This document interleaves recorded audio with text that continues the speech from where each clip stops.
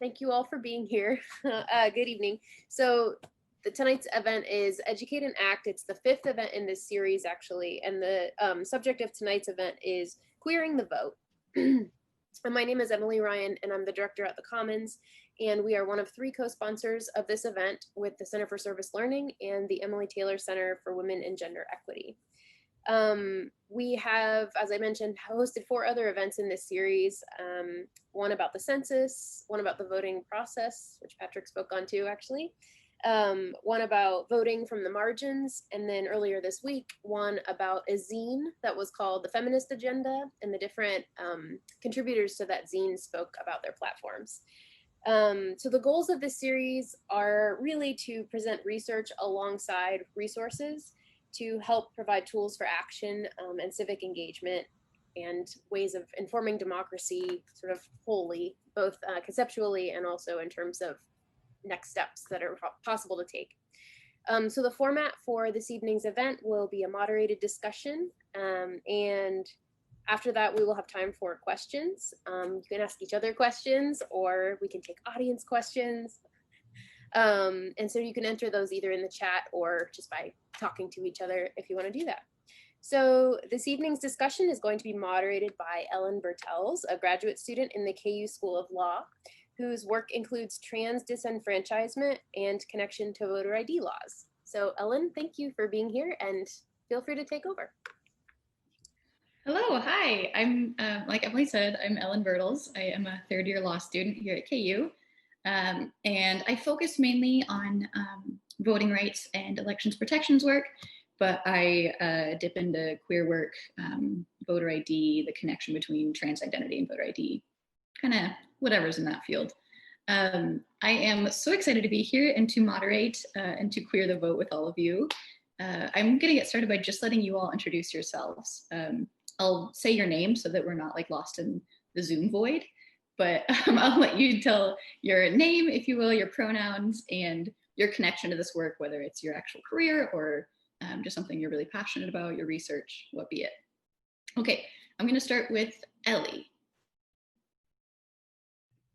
Hello, I'm the Ellie that she spoke of. I'm Ellie Grace, and my pronouns are she, her.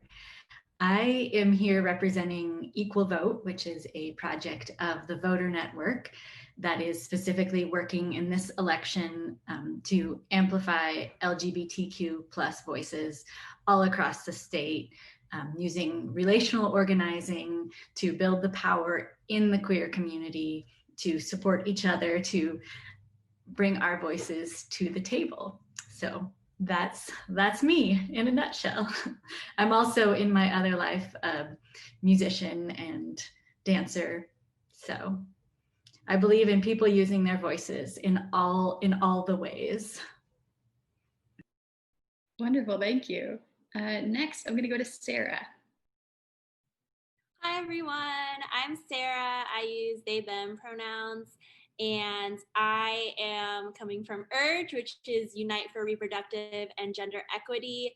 We are a multi-state organization, so we work mostly in the Midwest and South, and we work on reproductive justice issues and focusing on LGBTQIA and young people as our demographic. I just graduated from Wichita State in May with the Honors Baccalaureate in Art and Sociology. So yeah, I'm in Wichita right now. Yeah, that's a little bit about me. Thank you, Sarah. That sounds fun. Chris, I'm going to let you go.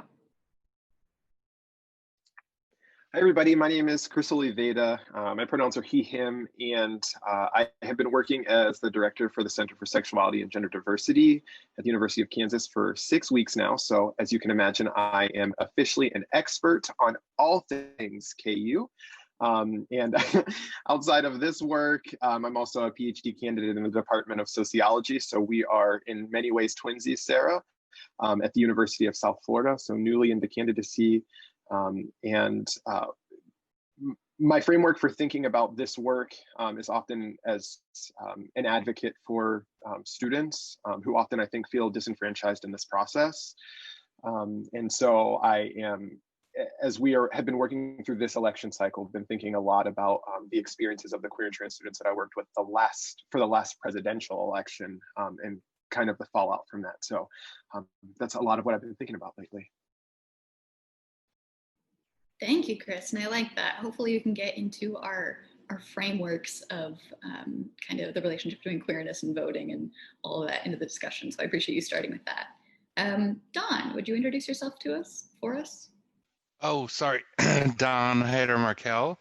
I'm a professor in political science. So I guess I'm here because I've been studying LGBT politics since I was in grad school more than 20 years ago. I'm also part of what has been labeled as Team Kansas, which was a group of researchers that got together in 2015 to initiate a whole series of studies on transgender issues. And my pronouns are he and him. Thank you, Don. And Patrick. Hi, I'm also part of Team Kansas. Patrick Miller, he, him, Associate Professor of Political Science. I study American political behavior. Recently, as part of Team Kansas, attitudes about transgender Americans as a group and the policies related to them, a little bit on the political behavior of self-identified LGBT Americans. Also, little known fact, but totally out there in public, I am the vice chair of ksvotes.org, which is a nonpartisan nonprofit 5013C, which was created to offer Kansans a safe and easy to use online voter registration platform. So I am going to hawk that for anyone listening, that if you have not registered to vote or you know anyone who needs to register to vote, you can register online at ksvotes.org, and your deadline to do that is October 13th. We do love ksvotes.org. That is true. And I think that's really what we should be centering in this conversation. Okay, thank you, everyone. That was lovely. I cannot tell you how energized and excited I am for this conversation. I hope that this is kind of a fluid conversation, that it gets wibbly wobbly and doesn't stick in one lane or anything. But I am going to divide the questioning up just to start us off with kind of the pre-polling place issues here about policy, about political, activity, about the things that trans and queer people need from policy, and then hopefully kind of like the actual concerns at the polling booth for the second half, if that works for everyone. Okay, so just to get us started, what policies are at stake in this election for queer and trans people? What are these communities worried about? What should they be worried about? And how is this changing the stakes for this election? Or also, not exactly on that point, where should we be going with the queer and trans movement in Kansas particularly? And whoever wants to pipe in, please feel free to pipe in. Just go ahead. Okay, well, since no one's talking, I'll start.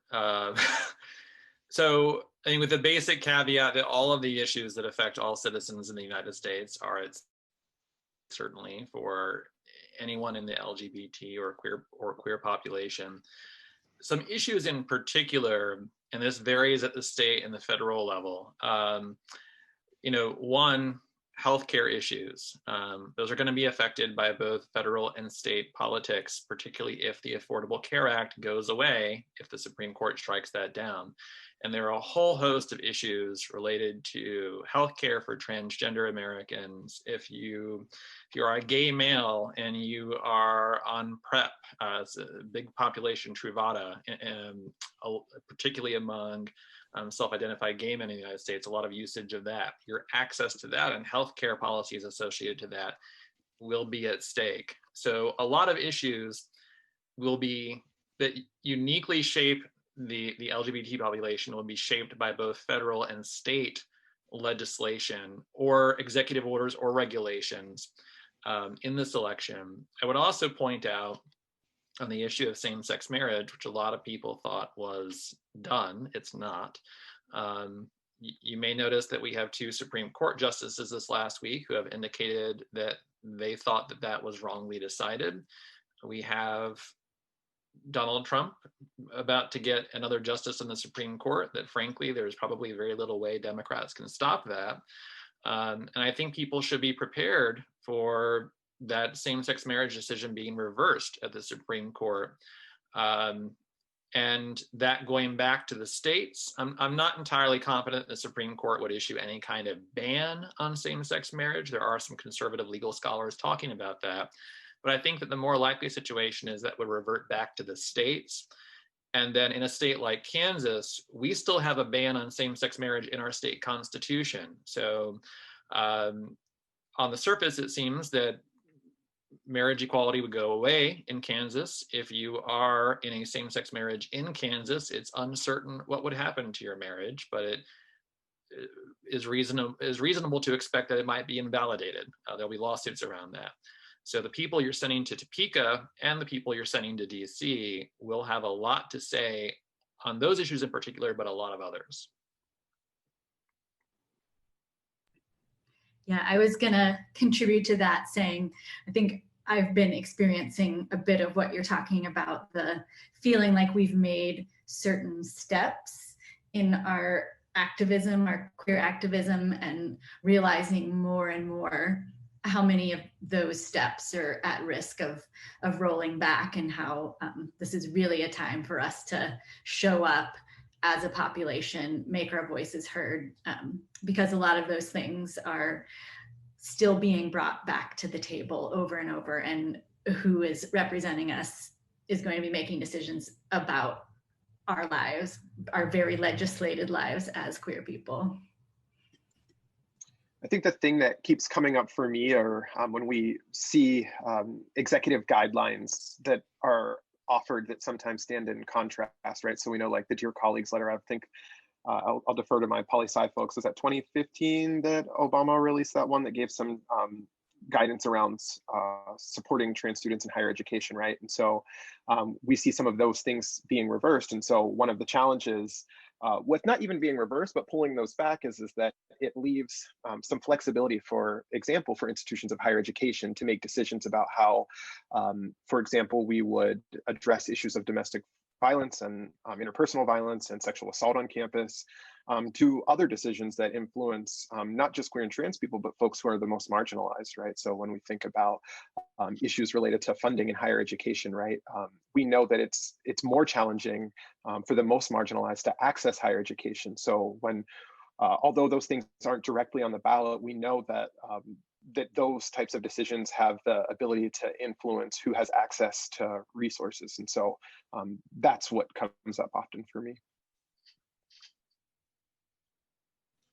And I would just reinforce these issues to point folks to the idea that these issues are not just issues that get decided by the Supreme Court, not just issues decided by who you vote for president, but primarily for what most people ignore is these state and local races, but primarily right now these state races, because a lot of these things in a federal system are going to be left to the states, whether or not recent decisions on anti-discrimination laws or the 2015 decision on same-sex marriage stands or not. There's many things up in the air in the states on religious freedom, for example, that will potentially contest or weaken previous Supreme Court decisions on a number of different issues. So paying attention to what's happening in the state legislative races, which most people ignore and decide, I'm going to vote for president and I'm not going to vote in these down ballot races. All the more reason to vote early or vote by mail so that you can take time to do research on those candidates down ballot.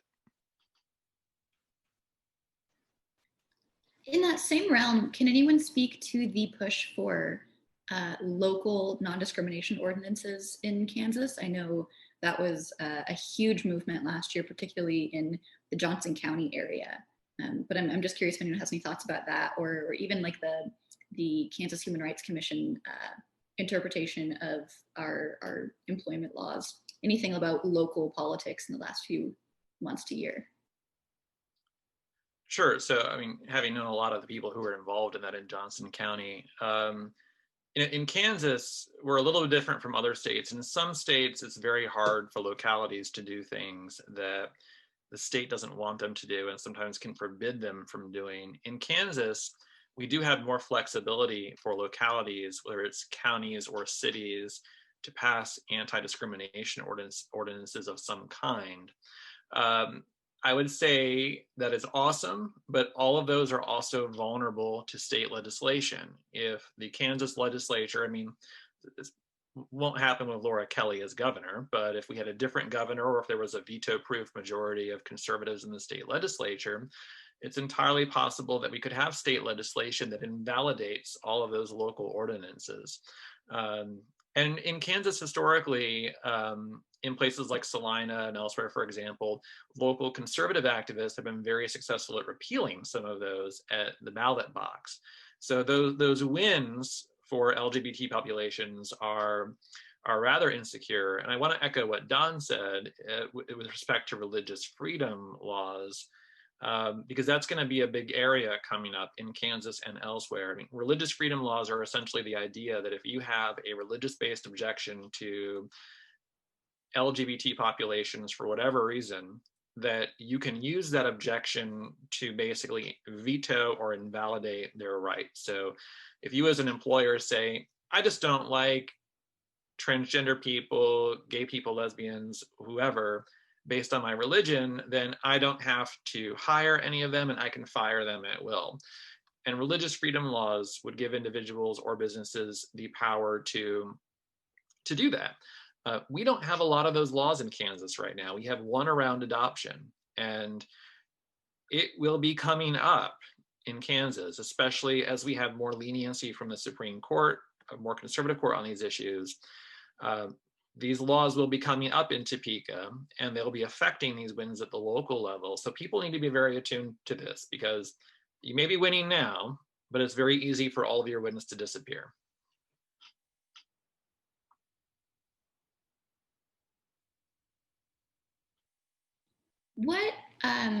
Thank you for that, Patrick. That was even more extensive than I thought it was going to be, which I appreciate. I didn't know some of that myself. No, wonderful, thank you. So we're talking about the losses we could take, or that, Kansans and trans and queer Kansans and allies and people they love could take in the next few years. I think it's really easy to get bogged down by the fear, and rightful sometimes as well. But what would an ideal policy slate look like if we could get it through state, local, or federal legislatures for the queer and trans population? What's like that dream look like?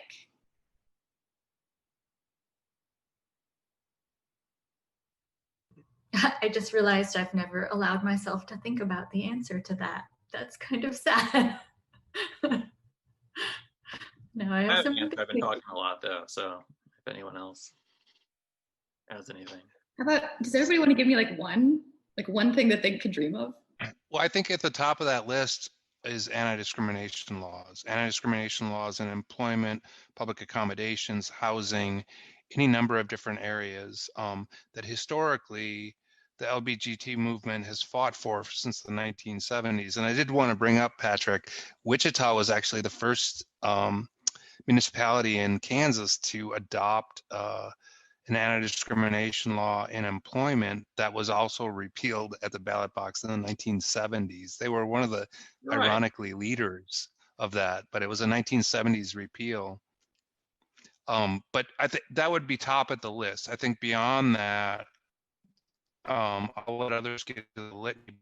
Anti-discrimination laws first and foremost as a means to protect your means to gain housing, to make a living, and to publicly enter the public space the way everyone else does. And I'll just echo that because Don brought it up. If in theory you could add sexual orientation and gender identity to existing non-discrimination laws, like for example, the 1964 Civil Rights Act, which protects religion and race. People think of this in terms of a minority issue, but non-discrimination laws give the same protection to Christian white men that they do to atheist Black women. It's just the idea that you cannot discriminate against an individual because they are part of a certain group.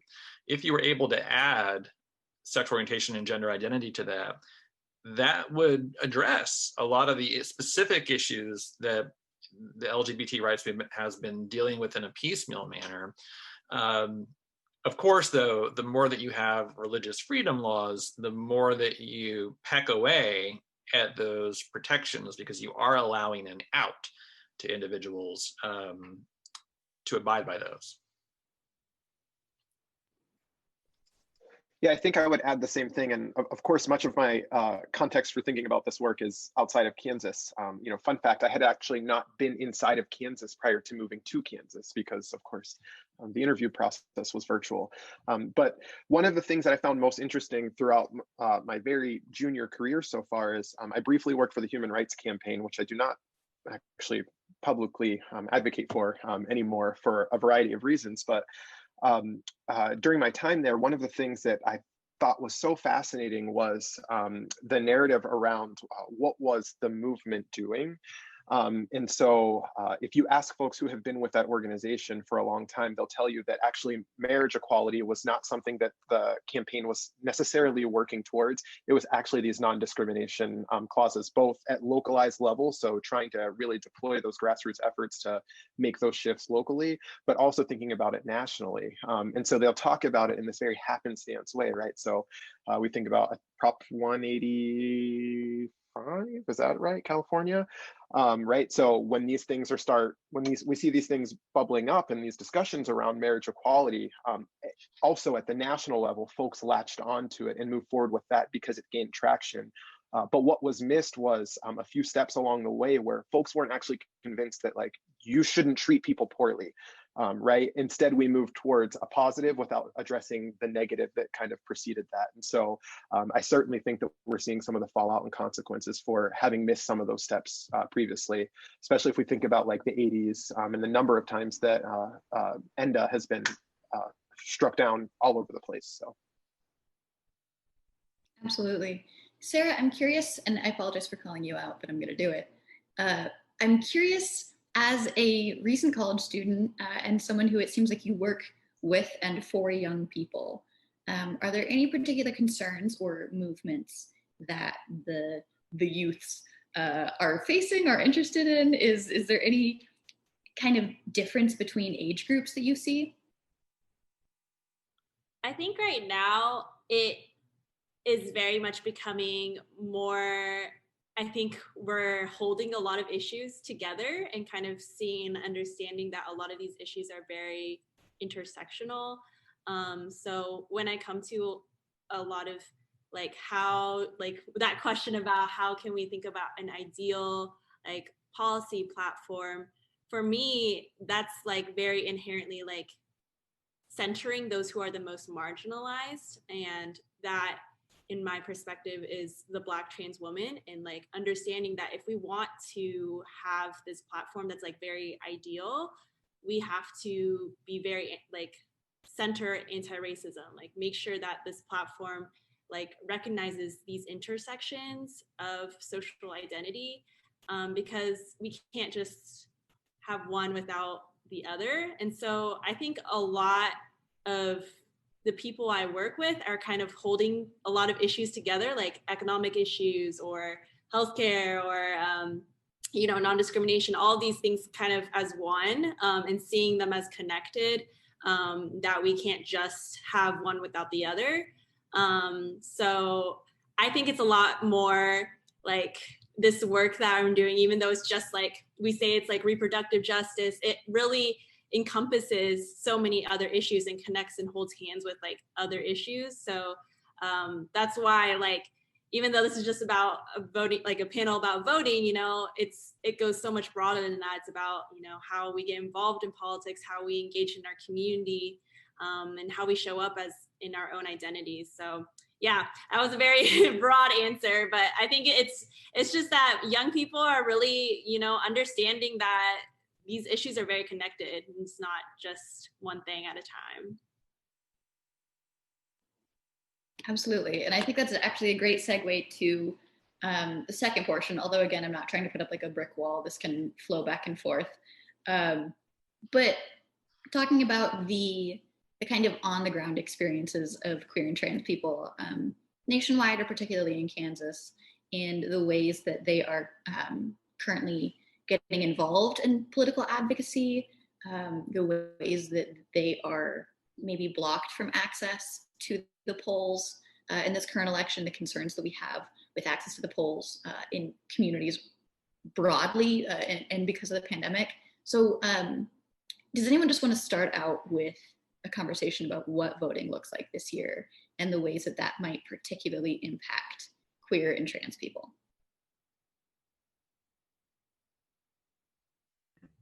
I will start, but I will not finish. That doesn't make sense.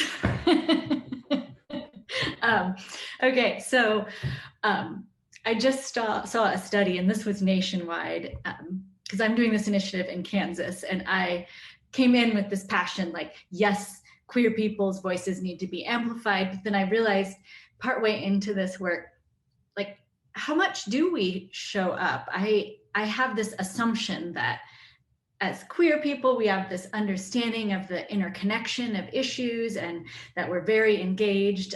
But I just read a study that said in 2019, 21% of LGBT folks were registered to vote versus 17% of the kind of overall population. So then that brings us to, is that a matter of disenfranchisement? Like, what is happening there that is causing that? So a lot of our work is trying to reach out through trusted communities and find out if these are issues of access, of safety, of just not being kind of welcomed into that fold in some way, and how we can, within our own community, reach out to those who are not welcomed into that fold and bring them in. Welcome into the fold. Is that a religious reference? I just realized that might be. Anyway, I don't know. So yeah, I'm just thinking about, we do a lot of work using the public voting records and making them accessible to people. And what that does is find out who in your network isn't voting. And the reason for that, again, is not to shame people, but to find out who is not at the table and why, and how do we as a member of their community bring them to the table. So that's my piece of the puzzle. I would throw something out that, so it's really hard to get good data on LGBT Americans because they are a relatively small population. About maybe 5% will identify, give or take, depending upon the survey you look at. And like with any small population, it's super hard to get really good data. And especially with a population like this, where you're not even sure what the actual size is because you have people who don't want to admit to it. What we do know about the population is that it is demographically different from the overall population, particularly in terms of age. That gap's been closing over time, but it is a younger population, and a lot of that probably has to do with who's willing to adopt and then tell you in their sexual orientation or their gender identity. But what we do see in the bit of data that we have is that in many ways, the attitudes of LGBT Americans are not that really different from young Americans overall in their attitudes about the political process and the efficacy of the process. And in that sense, I think one of the biggest barriers is actually in LGBT people themselves when it comes to cynicism about the process, or the belief that their participation actually matters. And that is the same critique I could make of young people in general. You know, if we survey young people today, more so than other generations, they tell us that my vote doesn't matter, or the most effective way that I can express myself or change politics is to post on social media rather than vote. That is a new kind of troubling trend to me as a political scientist. And I think what I would say that cynicism feeds cynicism here. And if you are not voting, then you are unilaterally disarming and you're not putting your values into politics. So if you want politics to reflect your values, whether you're an alienated LGBT person or just an alienated young person in general, the unfortunate thing, I guess, is that you have to participate in the process and contest the process for your values to have any ability to prevail in that process. So sure, there are all kinds of institutional barriers that are in the voting process, but they're also not insurmountable if you have the willingness to engage with those. So I think that I have kind of a similar thought, and it was something that I had a really great conversation with Ellie about a week ago. And one of the things that kept coming up for me is that whether it's engaging queer and trans students through my work, or just connecting with friends and colleagues who fashion themselves to be, and arguably are really critically minded people, there has been this ongoing discussion, and I think it mirrors discussions that have happened in the past about people quote unquote voting against their values, right? So in this case, we can think of the Bernie or bust framework, right? Like, I'm not going to vote in this bipartisan process because neither candidate reflects my values. And so I've been having these conversations even now. And so I think that we run up against, I think similar to what Dr. Miller was saying, like we are running up against this project where people are wanting to have their voices heard, but not wanting to engage in a political process which they don't believe can actually speak on behalf of or reflect their experiences or their needs or their wants, or et cetera, et cetera, et cetera. And so I've been working through how do we think about that, and also recognize that when either we refuse not to participate or when we think about engaging in maybe not very practically useful ways, that actually we may potentially do more damage down the road. And I think that that's a tough discussion. And I think that there isn't, at least from my lens, there's not a right way to answer that. And I don't know how we get people to think about values in that way. How do you think the I guess political events of the year, and in particular the kind of regrowth of the Black Lives Matter movement in the United States plays into that, both the feeling of helplessness and purposelessness, and potentially the need for an even stronger political presence of queer and trans people and Black queer and trans people? I think for me, a lot of, I saw, at least from my perspective, a lot of organizing work from young people, especially during in the summer and even now in Wichita and Kansas City. And a lot of that has come from a feeling of feeling disenfranchised and betrayed by the political system, that the political system isn't working for young people. Our economy is not good, and it's not a good situation for young people. And so we're seeing all of these effects firsthand. And every single year that, a movement such as Black Lives Matter or DACA or, all these prominent issues pop up, every single year we're just told oh, vote them out. And then it's just kind of what happens after we try to vote them out. And I don't think people see that. And I personally don't see that either. And so a lot of young people are kind of just what now? We've been trying, we're trying to organize, we're doing this groundwork, but it just isn't amounting to any progress. And granted, this progress is very slow and this work is very slow, but it's also how long do we have to wait until we see that progress? So I just wanted to speak to the time element in here, because especially I think this is, I remember what it was like to be 18 years old and have a time perspective that was about 48 to 72 hours at most. So I get that, but I mean, I just really want to highlight the fact that, for those who say, well, this is just too slow and not fast enough, I would say, look, when I started studying LGBT politics back in 1993, the notion that today you could see same-sex marriage be legal across the United States, the notion that today you could see discrimination in employment based on gender identity and sexual orientation be the law of the land was ridiculous to me back then. So the change is slow, but real change and real progress always comes in inches. Even when the change occurs suddenly through a court decision, that court decision doesn't come overnight. It comes through incremental inch by inch changes. And to sort of disenfranchise yourself and distance yourself from the system means that you're just going to make it take longer.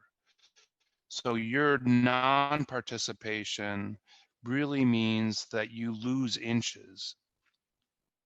If I could say just kind of two things related to everything what everyone is saying here. I think as all Americans in every group, I think we struggle to understand federalism and how that works. Our attention is very focused on DC, where often a lot of the symbolic and sexy issues get debated, but they never go anywhere. Whereas a lot of the issues that are actually affecting your everyday life as an American citizen, no matter what demographic you're in, are being decided in Topeka and at your city hall. So if you care about police brutality and policing techniques, DC is kind of the wrong place to be looking. They don't have that much control over that issue. That is decided at the local level and to an extent a state issue. If that's your issue, you need to be showing up next year in Kansas in 2021 for our local elections. You need to be showing up this year and in 2022 for legislative elections. If you care about whether Olathe has a non-discrimination ordinance, the time for you to show up is not, show up this year for sure, but you're going to affect that most next year in those city commission elections that are often decided by very few votes. And the thing about all minority populations, whether it is by race or LGBT or income, is that minority populations disproportionately drop off in non-presidential elections. So I feel that there are a lot of people, LGBT, African American, any kind of marginalized or alienated group, the focus is on the presidency and let me show up for that. And you may show up and things may not go anywhere, but you're not coming back for city council. You're not coming back for the midterm election. And that's really where people are directly affecting your lives the most. And I would also say that voting's not enough. The policy process requires constant vigilance. That's it's democracy, right? It does you no good to vote and then tune out until the next election. You need to be aware of what's happening in Topeka, what's happening downtown in Lawrence or wherever you are around the issues that you care about, and show up to advocate for them. I was going to add to that from the artistic perspective. There's this concept of the more we stretch on the edges, the wider the center gets. So I think about that a lot in terms of the people on the ground who don't want to participate in the system are still making more space within the system to kind of expand those conversations, push the edges. The other artistic concept is yes and. So it's this thing in improv of you can agree and then add to it. So that's my approach with yes, the system is failing us, and we can still vote and have our community show up as a block to have a voice, and we can still be on the streets demanding this change in different ways. So I like to think about it not as an either or, but a yes and. You can be a radical protester and you can still go vote. And that doesn't change your identity or your participation. It just broadens it, pushes the edges out. If I could just say for that, we think about Americans of all walks of life, we think about ourselves in opposition to the system, whatever that is. But we live in a democracy where you can take over the system, and politics is about power. And if you want to be the system and make the decisions, your greatest capacity to get that power is at the local level, and the state level. It may mean that you have to organize. It may mean that you have to form coalitions, even with people who are not necessarily advocating around the same issues that you are. But, you know, marginalized populations are least likely to participate in elections where they actually have the greatest capacity to take power and make policy if they did participate. Yeah. Okay. One thing I want to like pull together here, because I think everyone's saying it. Oh, I think Kristopher was about to say something. Oh, Chris, I'm so sorry. Yes, I think I fundamentally disagree on a lot of things. I think that when we think about the national election, right, we are being inundated constantly with messaging about who are our candidates, right? When we think about that, on the local level, we don't get that. And I would also argue it takes a whole lot of privilege to be able to spend a lot of time going out and seeking information about local elections and about local policy when it's not being thrown at your face. And so when we're talking about folks who are the most marginalized, right, these are also the folks who are not working a 9-to-5 job. These are the folks who are working overnight. These are the folks who are more likely to be homeless. These are folks who are more likely to be afflicted with abuse and addiction, right? So we really have to be thoughtful about thinking about people who aren't showing up without thinking about why it is that they're not showing up and what information they're being fed, right? From whether that is our social media or our national media or even our local media outlets. We're not seeing those everyday pushes, and folks don't necessarily know how to access or receive that information. So and I would add on to that, when we have frameworks about thinking about particularly making those changes or about the way a system is broken, I would argue that there is nothing wrong with the system that is in place right now. It's working exactly the way it was intended to disenfranchise some folks and leave other folks in positions of power. And so that's where I come to this place of saying, if we're not doing work, or if we don't have the same type of efforts that are invested into national election, which really is a whole lot of resources and a whole lot of money, we can't expect for folks at the local level to be engaged with who's running for school board or city commissioner or this supervisor or that, when folks are really just trying to get food on the table. What they're being fed is that those things happen at the national level. So what's been really great is like having these conversations, and also like the work that Ellie does, which is really like focused on getting folks to turn out and to think about what does that mean at the local level, rather than just assume that folks don't have that interest. There's a lot of reasons, and the system is in place the way it is and is held in place because of the factors outside of the political process that influence people's engagement. Yeah, that's so true, especially with the like low information loop. People who have been left out of the process are also left out of access to information. They aren't receiving that push that could bring them into the local level. And I think that really just highlights the importance of activists who are often in a more privileged position to really organize around local issues, put information out, and take advantage of the resources that are out there. We don't get as much coverage of local elections as national elections, but we do still get coverage. And activists can fill that gap for sure.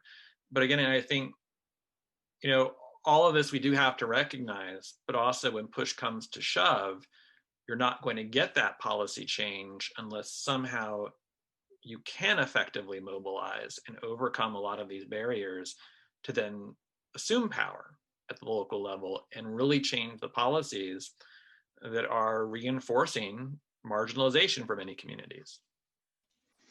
Yeah, and I totally, absolutely recognize the notion of whether it's marginalized groups or non-marginalized groups, everybody has limited time to pay attention to politics. They have a pressing life, pressing family issues, pressing work issues that take up most of their time. What I'm suggesting is whatever space you have for this public discourse, don't worry about watching the vice presidential debate. Don't worry about all that national level stuff, because that is trivial compared to what's happening at the local and state level. And if you want to see change, it's more likely that your efforts at the local and state level will result in change you can see in a faster period than whatever you might see at the national level. So the people are putting in the group chat here a bunch of great resources for folks to go to. So like, how do I sort of reduce the time I have to spend on learning about things? There are a bunch of great resources here, and there are existing groups out there to help make this information available. We're in a basic period of local news media deserts. Even here in Lawrence, we don't get a lot of good information about local and state politics. It's not easy to find, but there are groups out there that can help provide that information and decrease the resources it takes for you to access this information. Dawn, you're making my job so easy. I was going to do that, and then you did it. So yeah, I think resources, that's absolutely one way that we fill that information gap. I also think it's interesting, both Chris and Dawn, you talk about the sense that sometimes we do need to just step away from information about the national election in order to be able to hold any sort of space for real issues. There's a law school term to explain this. It's like voting is necessary, but not sufficient. So that sort of community organizing, that local advocacy seems really critical.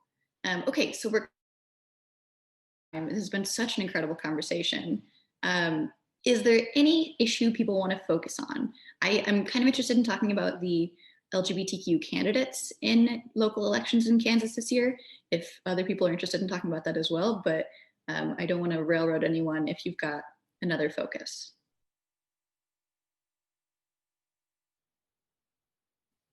Okay, all right, let's talk about it. Who is running in Kansas elections this term? And is there any groundbreaking candidacy happening in the state? How are queer and trans people being represented in this election? I think that's really critical for our audience to know. I'll talk about the state legislature. I think a lot of people obviously know Sharice Davids, openly lesbian, one of the first 2 Native American. She's running for re-election, probably going to win, over in Johnson County, Wyandotte County. In 2018, we did add our first openly gay man and open lesbian to the legislature. There were others previous, some of whom who have since come out, others not. But so first open, that'd be Brandon Woodard and Susan Ruiz in Johnson County.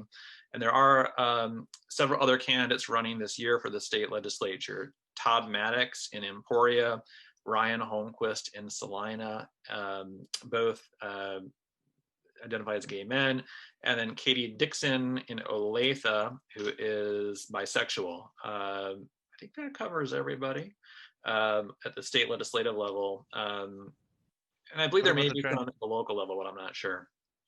What about the transgender candidate? Oh, yeah. Stephanie Byers. Yes, in Wichita. It's a very Democratic district. She's going to get elected. She'd be the first Democrat to lose that seat, quite frankly. So she will be our first openly transgender state legislator, which will be one of the first in the country. But very good chance of that happening. That's fantastic. That's very good to hear. I'm glad to see my state moving forward. So as we wrap this up, we've talked about some hope, we've talked about some trials. What do each of you think is the most critical thing that queer and trans voters need to know for this election, need to be thinking about for this election? And I can go kind of round robin if that helps. Ellie, do you want to start? Sure. I'm just gonna sort of shout out to the concept that we're working with the relational organizing. So I think this is something that's really important in this election, is that what our research and our human experience has told us is that being contacted by someone you know and trust to kind of share that heavy lifting of navigating the voting process, navigating the political system is really essential and really effective. So we offer specific tools and resources to do that, but you also can do that on your own. Help your people. Wonderful, thank you. Sarah, just to keep the order that we started with. Yeah, I think one thing I would want to push is don't feel overwhelmed and don't feel intimidated, especially when it comes to election season. There's a lot of information that's just thrown at you, and it's a lot of times hard to sift through that or kind of figure out what is the best information. But like Ellie has mentioned through the voter network, look at your sample ballots, kind of look at the very basics, like find the very serious deadlines, and kind of make a plan for yourself. That's kind of straightforward. That way it's, if you do get lost or if you do feel overwhelmed, you can just come back to that plan. Because I think it is easy, especially for maybe people who are voting for the first time, or people who their parents have never voted, or just don't have any experience with just engaging with the political process, just to lean on other people, lean on resources, and come back to that plan for yourself. Yeah, so don't feel overwhelmed. Thanks, Sarah. Chris? Yeah, I'm going to do the politician strategy right now, where I had just argued for the far, far left, and now I'm going to run back to the center. And in this case, what I'll say is that I do think that it's really important to vote. And I think that we can look at examples throughout history and around the globe where we can basically make the argument that no change has been made except in very rare circumstances outside of the system. And so in this case, this is the system that we have. And so it is the one that we have to work with. And so in this case, that includes voting. The second thing I'll add is that there are lots of incredible people living in this country every day who, for one reason or another, aren't allowed to vote, aren't eligible to vote. And so oftentimes when we, for whatever reason, reject that, I think about all the people who would love to be there and who would cast that vote who don't get to. And so that's important. And then the last thing I think, as others have said, is just like, yeah, make a vote or make a plan to vote, right? Do that. And then actually go out and do it. So don't just make the plan, but actually then go vote. That's super important. And when we do that, yes, of course, we're working in the system. And I think, as Dr. Haider-Markel mentioned earlier, is that, you know, like, we do have to take these moments in strides in order to get to that place that we're trying to get to, because again, this is our system, and when we make those strides, hopefully we can start to shift that system. Thank you, Chris. And I meant to say earlier, I appreciate going to the far left and then coming back center, because half of the work of voting rights is naming disenfranchisement when it exists, and information overload is absolutely a form of disenfranchisement. Okay, Dawn. Sorry. So I can't reinforce enough just this idea that if you haven't voted before, but even if you have, you know, the make the plan now. So registration deadlines are closing. We're in a week already where basically many states are having their final or have had their final registration deadline. In Kansas, you're still open here for a little bit. So make that plan. Not only to register, but make the plan for the day that you're going to vote. If you have an electronic calendar, put it on your calendar. I mean, I'm a freaky calendar person, but I'm just saying, like, literally plan the day and the time you're going to vote. If you're going to vote early, if you're going to vote on election day, plan the time you're going to vote. And if you do have the time and resources, call a friend or family member and help them make a plan. In 2018, I did this for the first time with my brother, where I actually called him. He didn't have a plan. I looked up his precinct online and I got him to develop a plan to turn out to vote in the midterm elections.